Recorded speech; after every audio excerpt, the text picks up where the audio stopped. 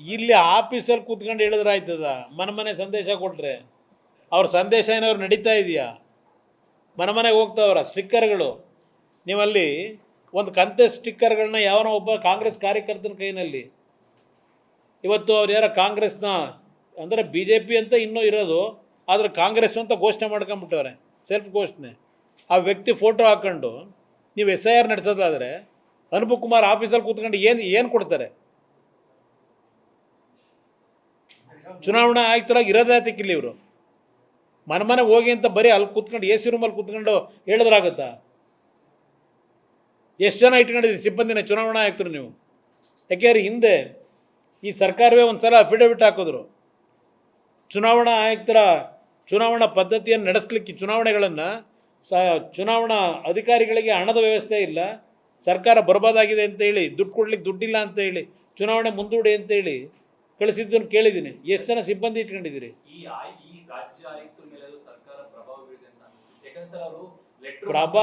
ಪ್ರಭಾವ ಬೀರಿದೆಯೋ ಇಲ್ಲ, ಇದೆಲ್ಲ ಘಟನೆ ಇಲ್ಲೇ ನಡೀತಾ ಇದೆ. ಇದು ನೋಡಿದಾಗ ಅವರು ಕಚೇರಿಲಿ ಕೂತ್ಕೊಂಡು ಹೇಳಿಕೆ ಕೊಟ್ಟ ತಕ್ಷಣ ನೋಡಿದ್ರೆ ಈ ಸರ್ಕಾರದ ಆದೇಶದ ಮೇರೆಗೆ ಅವರು ಇದ್ದಾರೆ ಅಂತಕ್ಕಂಥದ್ದನ್ನು ಇವತ್ತು ತೀರ್ಮಾನಕ್ಕೆ ಜನ ಬರ್ತಾರೆ.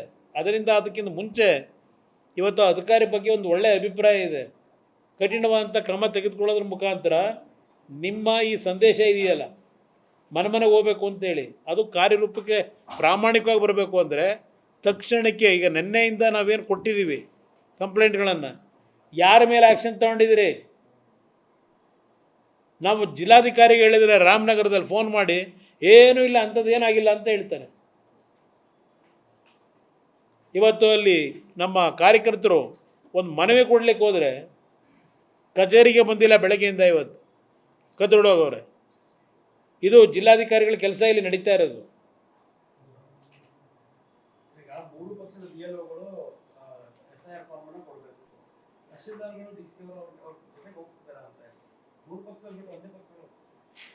ಈಗ ನನಗೆ ಮೂರು ಪಕ್ಷದ್ದು ಗೊತ್ತಿಲ್ಲ, ಯಾರ್ಯಾರು ಹೋಗ್ತಾರೆ ಏಜೆಂಟ್ಗಳು.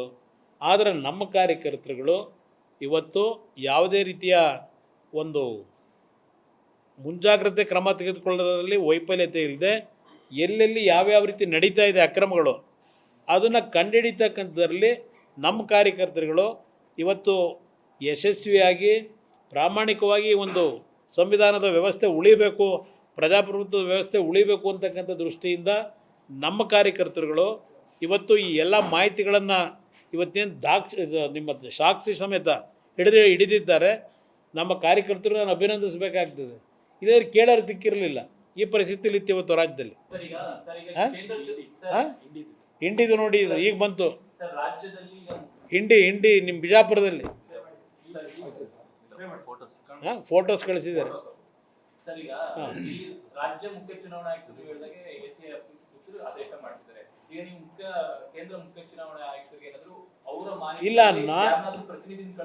ನಾನು ತಕ್ಷಣಕ್ಕೆ ಇವತ್ತು ನಾನು ನಾಡಿದ್ದು ಡೆಲ್ಲಿಗೆ ಹೋಗ್ತಾ ಇದ್ದೀನಿ.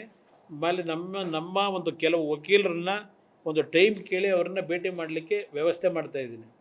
ನಾವು ಕೇಂದ್ರದ ಚುನಾವಣಾ ಆಯುಕ್ತರಿಗೆ ಬೇರೆ ರಾಜ್ಯದಿಂದ ಯಾರಾದರೂ ಹಿರಿಯ ಅಧಿಕಾರಿಗಳನ್ನು ಡೆಪ್ಯೂಟ್ ಮಾಡಿ ಇವತ್ತು ಈ ಒಂದು ಪ್ರಕ್ರಿಯೆಯನ್ನು ಪ್ರಾಮಾಣಿಕವಾಗಿ ಪಾರದರ್ಶಕತೆಯಿಂದ ನಡೆಸ್ತಕ್ಕಂಥ ರೀತಿಯಲ್ಲಿ ಕ್ರಮ ತೆಗೆದುಕೋಬೇಕು ಅಂತಕ್ಕಂಥದ್ದಕ್ಕೆ ಒಂದು ದೂರನ್ನು ಕೊಡಬೇಕು ಅಂತ ಇದ್ದೇವೆ.